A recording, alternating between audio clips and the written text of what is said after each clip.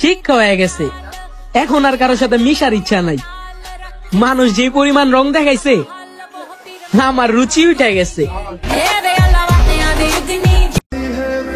শত্রু হলে তো প্রতিশোধই নিতাম, কিন্তু আঘাত দেওয়া মানুষগুলো আমার আপন মানুষই ছিল।